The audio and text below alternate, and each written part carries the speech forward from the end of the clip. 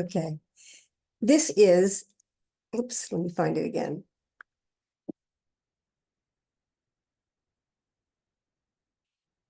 This is week 1 of a new lecture, Pathwick Lecture 107, which is about 3 aspects that prohibit loving behavior. Now, before we get into the 3 aspects, the guide suggests taking a look at quieting the inner noise. So what he says is, greetings, my dearest friends. God bless you. Blessed is this hour. When I offer these blessings, what does this word mean to you? Is this not often a mere word without meaning, without reality? Yet it is a very definite reality. If you were but free, really free of all your barriers, of all the layers that prevent you from feeling, from living, from experiencing to the fullest, these blessings would be a reality for you. You would feel the actual stream, the current of love that flows to each and every one of you from a world of light and freedom, from a world of harmony and truth, a world of love. Now, I'm going to chat about that section for a moment, and then we're going to go into some discussion, and then we'll come back with some more information. What I found was that the guide was saying, at first, you have to notice where you're stuck, where you encounter resistance. And in this lecture, the specific example that he uses, can you accept this blessing, reminded me of the experience I had when I was in my helpership training program. And there was a leadership conference, and we had leaders from other parts of the United States who came to our community, so we were allowed to participate. And one of them, Carolyn Tylove, who founded the Philadelphia Pathwork. She's now in Pittsburgh, I get confused. She gave a talk about this very topic. And the example she gave, well, first, what she said was, don't push through your resistance. If you are resistant to anything you are reading, stop. Stop and look at it. Give yourself the gift of time to find out what you're resistant to, because going on is unlikely to help.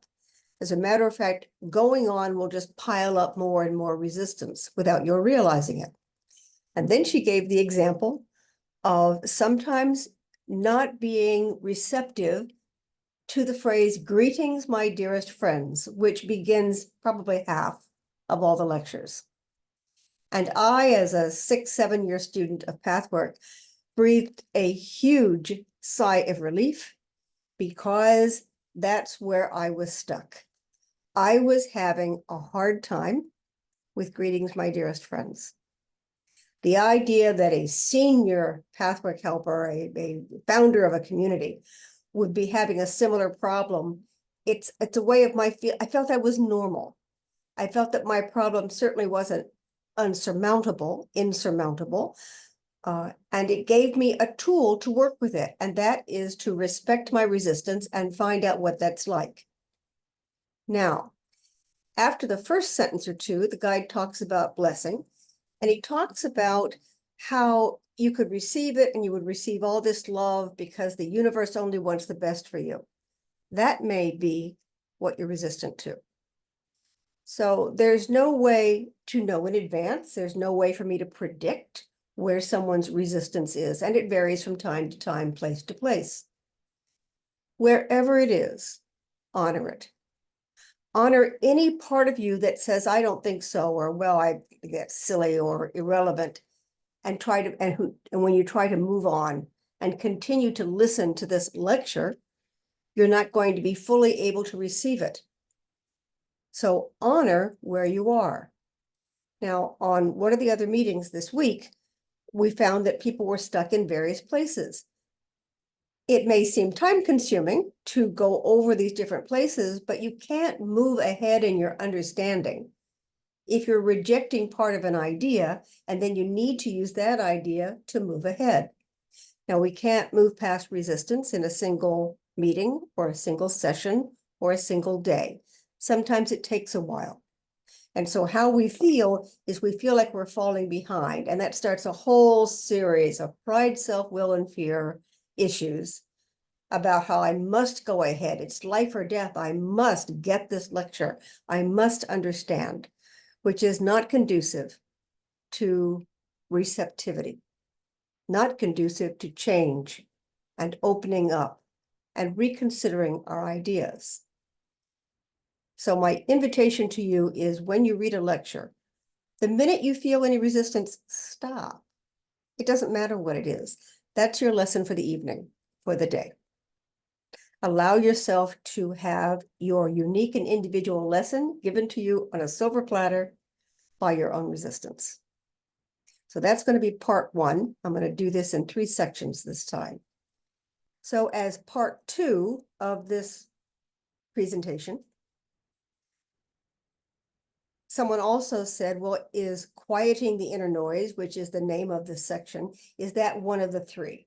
And I said, no, it's not. It's not one of the 3 things that will help or hinder your push towards pushing and not being loving. Sorry, I'm not getting my words straight tonight. Why would the guide spend several pages talking about meditation before he dives into a subject? And here is how I understand the lecture. First, he talks about resistance. And then the question would be, how do you get past resistance? And the guide's very specific about how you get past it. You address it, you sit with it. Now, as part of the study guide, because it's not just the lecture in 4 parts, as part of the study guide, I brought in the different forms of pathwork meditation. And I found a list of 12 to 15 different lectures. And somebody had made a workshop. I didn't get their signature, so I apologize. It's listed as anonymous. 12 to 15 lectures with the goals of each form of meditation described in the lecture. Now, sometimes it's just a half a page in the lecture, and sometimes it's the entire lecture. And one of the ones where there's an entire lecture devoted to, here's a good way to meditate, is Pathwork Lecture 194. So what I wanted to do was I wanted to go over that particular style of Pathwork meditation as an example of how you move through resistance. Now, I'm going to be slightly silly here because illustrations help. So I'm going to hold up this little drawing and explain what it means in terms of Pathwork Lecture 194. Holding it up because the share screen is messy. Basically, what 194 is about is it's about dealing with your background thoughts.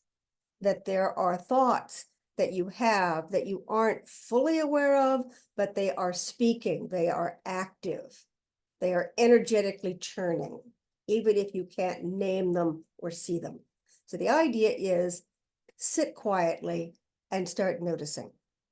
So the illustration, the first illustration, is you start noticing this churning, boiling pot of background thoughts.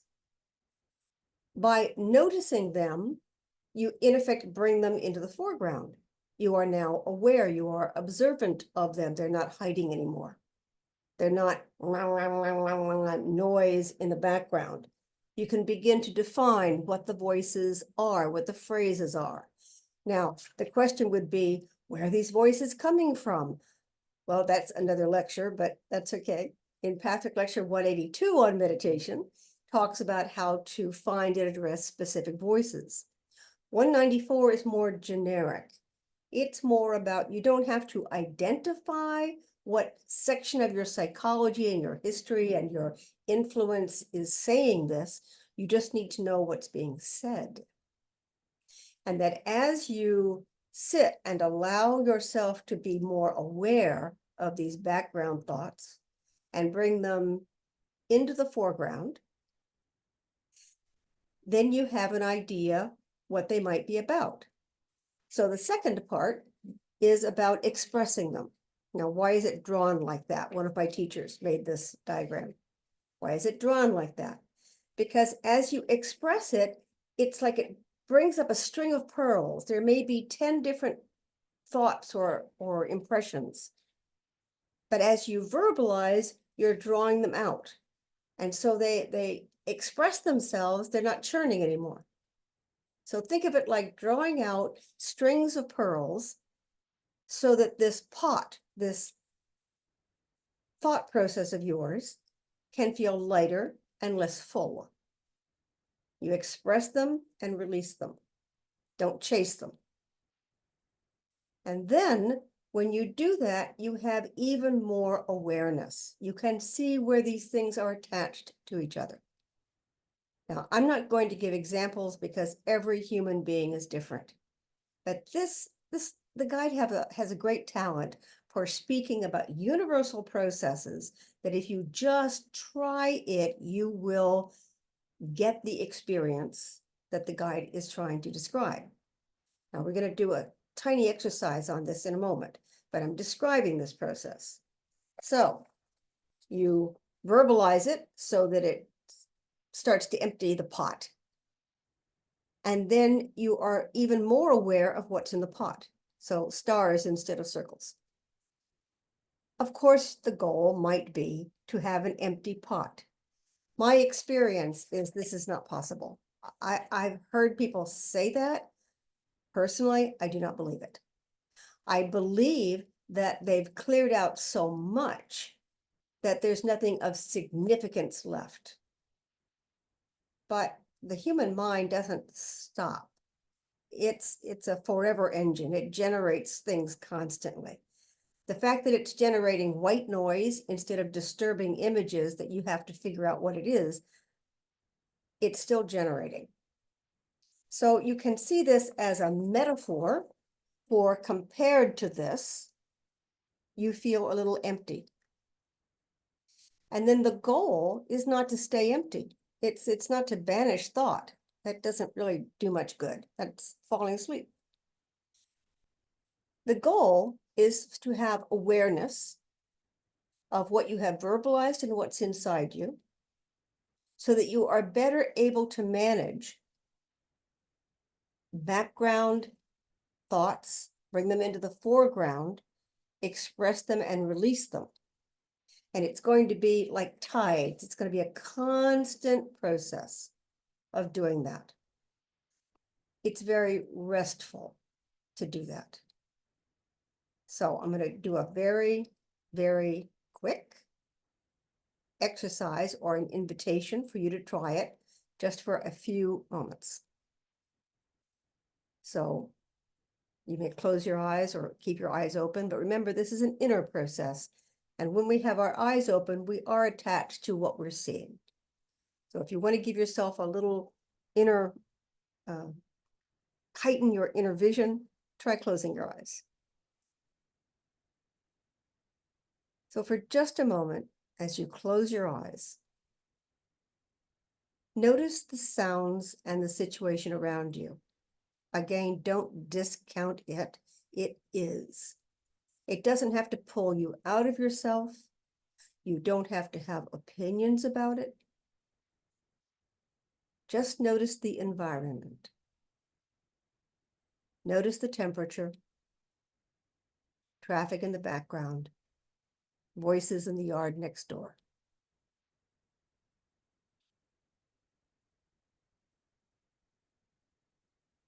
Then notice your body. And if you're uncomfortable, make yourself a little bit more comfortable. Discomfort is going to be like a little voice shouting, and it will interfere with this process. So if you need to shift yourself, rebalance your weight, sit more straight or relax, go ahead and do that.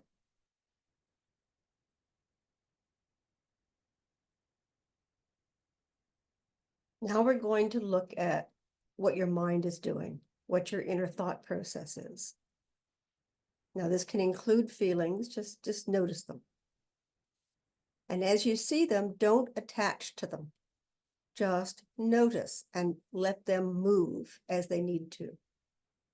So it's like hearing someone shout your name and you say, so-and-so is shouting my name without any need to answer.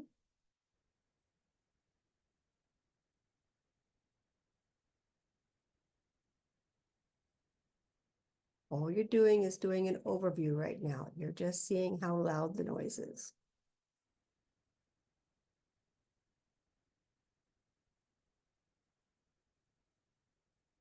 Then notice the loudest noises. Invite them to make a full sentence. My legs are uncomfortable. I wish you would move. If so, take a moment and move. Or realize that for the next 3 minutes, you can put up with that, even though someone is politely asking you to make that sensation stop.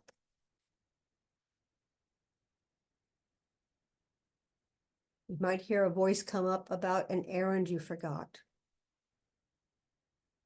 A voice about what you're supposed to do in an hour and a half. Something about tomorrow, something about yesterday. Just allow for a moment. And speak the words that that voice seems to be wanting to verbalize.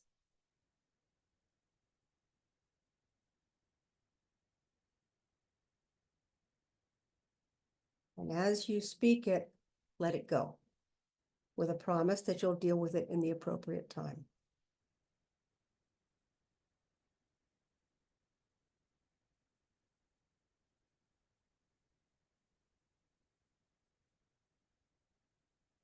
And see if you can observe that these things you've sent out still exist. And it's possible, not necessary, it's possible, that this inner cup of thoughts and feelings doesn't feel as dense as it did. Notice that.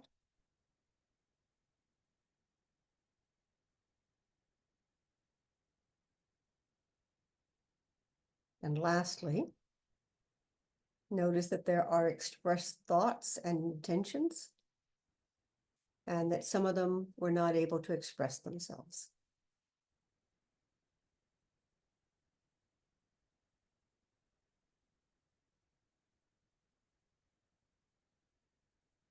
And then just come back.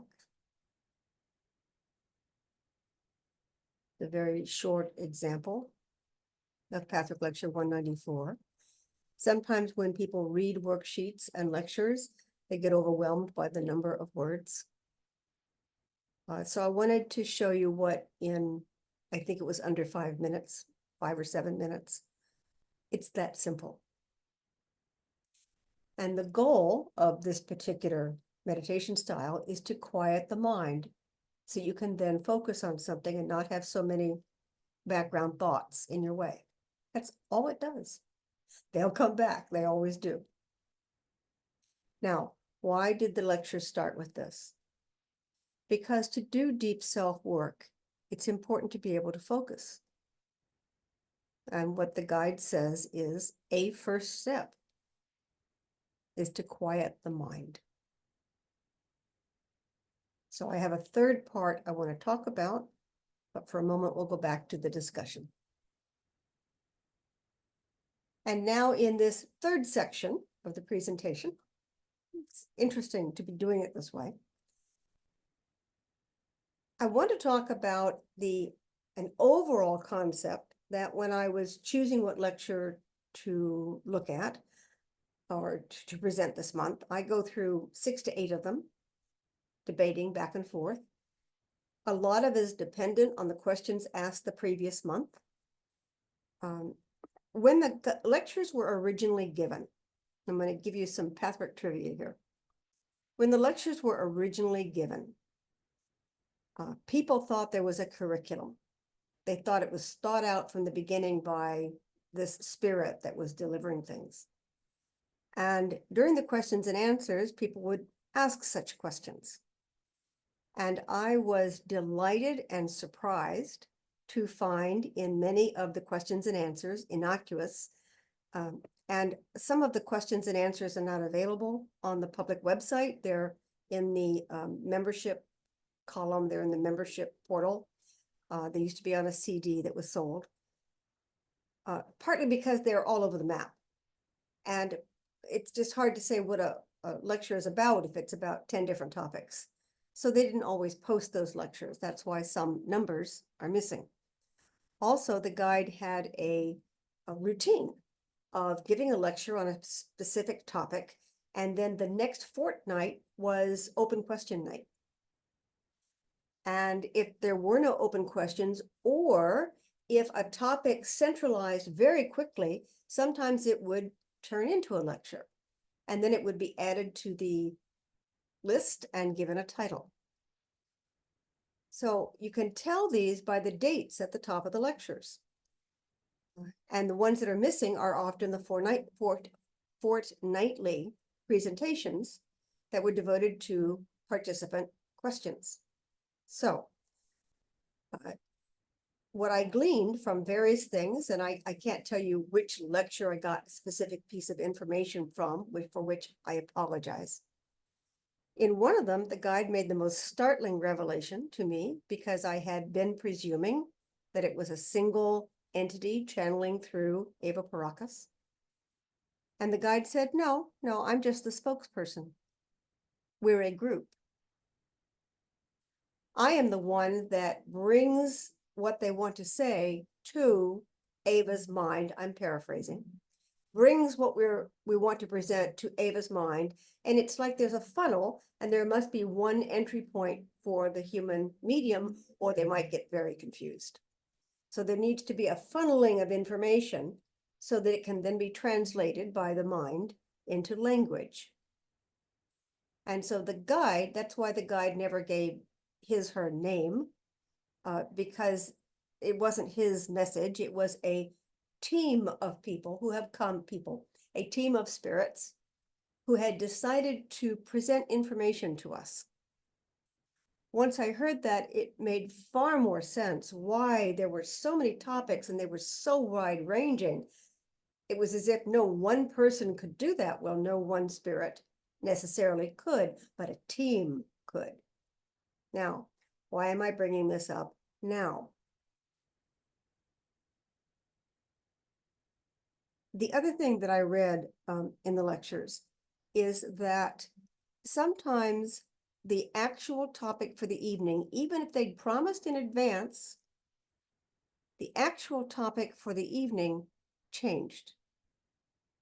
And what the guide said in the questions and answers was that when people would gather into the room, there was a place where spirit looked at what was needed by the actual participants in the room and adjusted accordingly. They might stay on the same topic, but how the topic was presented would change based on who was listening. Also, there was some knowledge that these would go out, so it wasn't that it was specific to the people in the room, except in the Q&As, which sometimes a specific person got a specific answer. But even most of the time when someone asked a question that was very personal, the guide would answer in a way that was more about the idea of the question and the idea of the concept being addressed than a yes or no, do this, don't do that form of answer. So when I choose the topic for the month, I'm doing my best to feel into what the weekly participants have given me feedback on that they could use for the next round. And what I've been getting is I've been getting that love was a very important topic that needed to be gone to in more depth. So I was looking at lectures on love. And then when I found this one, there's also a place where I have wanted, and I've heard feedback, that people were interested in the personality types of reason, will, and emotion. Now, I have taught reason, will, and emotion on 4 different occasions, So I don't want to spend a month doing that. It's out there, it's on videos, it's on study guides, it's got charts, I got materials. Also, the reason it's so important to me, and it's important in the lectures, is that it is one of the primary triads in the lectures. There are, give or take, 20 lectures that relate in some way or the other back to the 3 personality types of reason, will, and emotion. Now, the primary lecture is Patrick Lecture 43. However, in this lecture, I immediately recognized the topic and how the guide was pointing it out without necessarily saying, and go read Patrick Lecture 43. But he was referring in broad terms to 3 different ways of dealing with resistance, 3 different forms of resistance, 3 different problems with receiving love, 3 defensive systems, and these fell into reason, will, and emotion.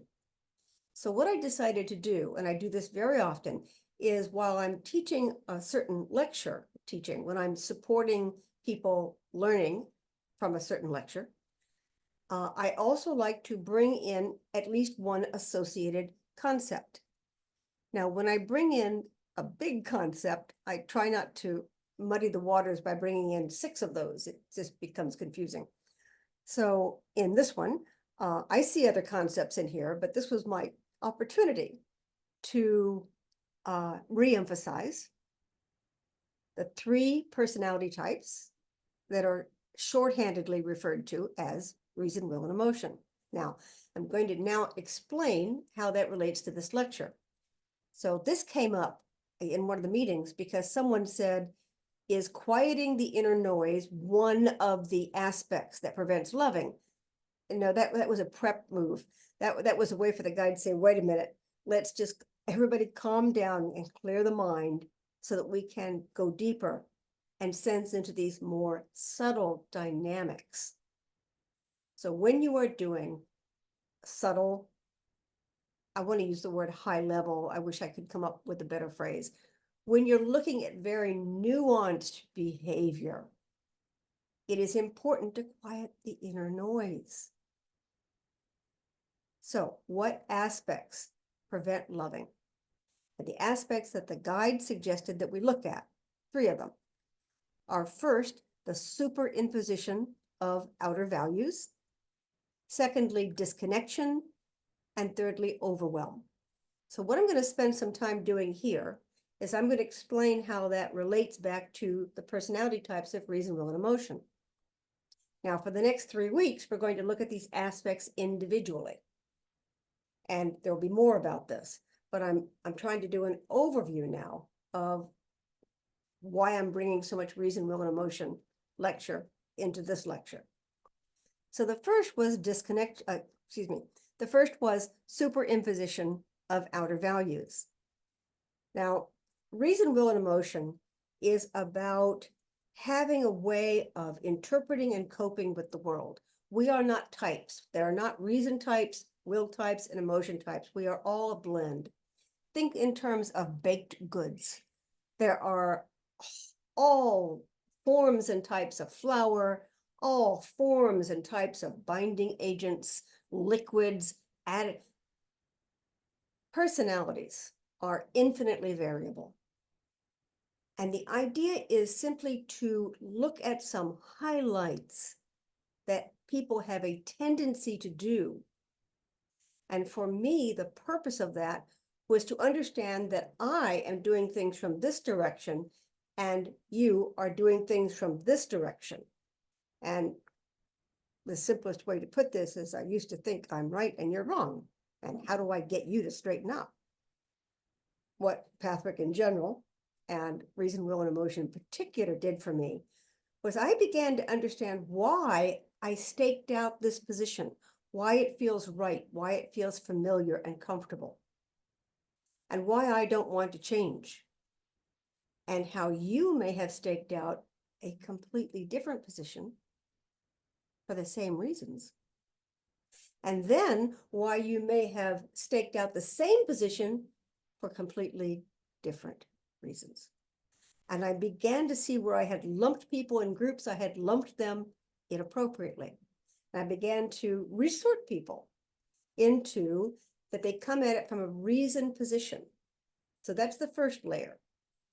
The second layer is that you can have a personality type defense and a personality type preference. They don't have to be the same. So that a will type can have a preference for doing things reasonably rather than emotionally. But it's the will that's orchestrating this, that's pushing this. Someone who tends towards being an emotion type, number one, they've got will and they'll use it. The question is, how will they use it? And when they reach across and use reason, how will that be colored by their preference for feelings as the ultimate truth? Now, I'm not going too deeply into this. I'm just trying to explain why I'm bringing reason, will, and emotion in and how this is going to relate. So the first aspect that we'll be studying next week is superimposition of outer values, meaning what does everybody else say? What does the book say? What does the rules say?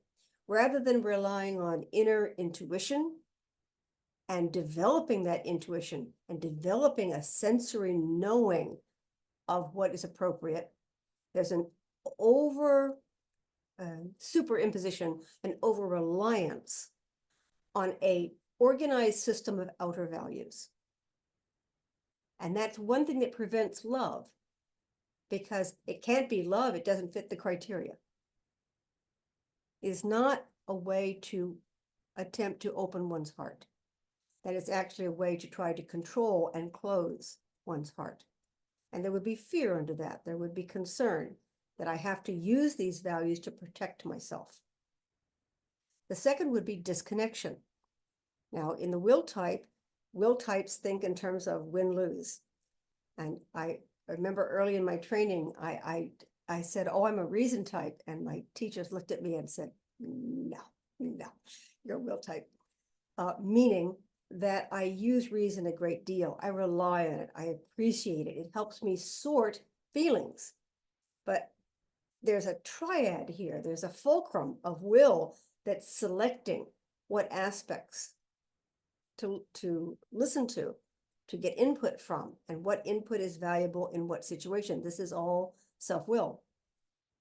However, will also thinks in terms of winning. It thinks very, very dualistically. Win-lose, mine or yours, my way or your way. And the world invites us to see things that way. Now, everyone has willpower. Everyone has some aspect of win-lose.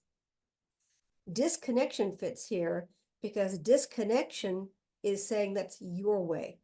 Instead of saying, I can feel that way too sometimes, I don't think it's appropriate in this given situation. Instead of finding the and, we degenerate into looking at an or situation. So this is a form of disconnecting from the other person, which is also not conducive to loving feelings. Now, the question would be, why would overwhelm be a part of this? The emotion type, and I speak with very broad brushes. When I say emotion type, the person who entertains a great deal of the emotion values and traits and qualities. With an emotion-based person, they really value feelings. They trust them. They trust them more than they trust reason, and they trust them more than they trust aggression. It's not that they aren't aggressive, but they don't feel as confident there as they do when they are with their own feelings or sharing feelings with other people. And so sometimes part of their defensive structure is to wrap themselves in feelings. They invite overwhelm. And overwhelm is like being in a room with a rock band so that you can't hear yourself think. It's comforting. I like rock music. I like loud music, and I love earphones. But it does cut me off from the rest of the world. There's a form of disconnection there. So there's a place of overwhelm that can make us feel very safe. that is not conducive to hearing another person, noticing them, finding how to build the bridge between the two of you, which is part of love. So superimposition of outer values, disconnection, and overwhelm are the three aspects that prevent loving. And this is how I thought, bingo, we have a lecture on love.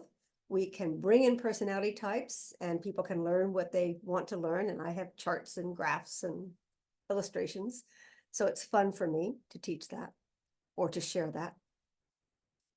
And thirdly, the idea is that even if that doesn't interest you, which is fine, my hope is that by exploring this, exploring what not loving is, even if you don't have names for it, that you can consider where you aren't loving and notice whatever tactics you use to safeguard against the vulnerability of love, which I think we can all empathize with, that being loving can feel a little vulnerable.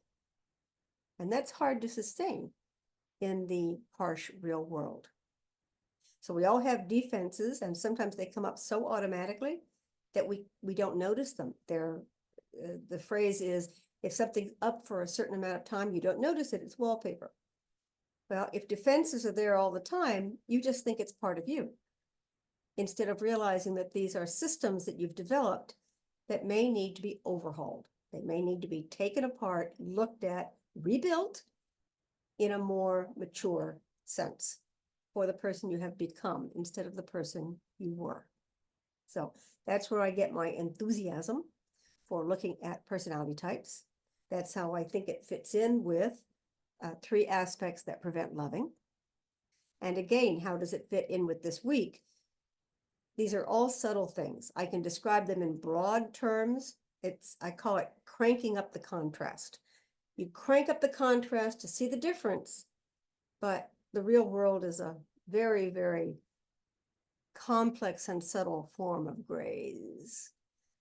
So you can't keep that contrast up without distorting the reality that you're dealing with.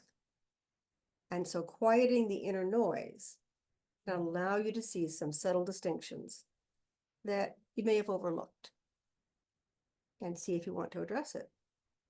So that's the end of this presentation this week. Thanks for listening. And go back to the discussion.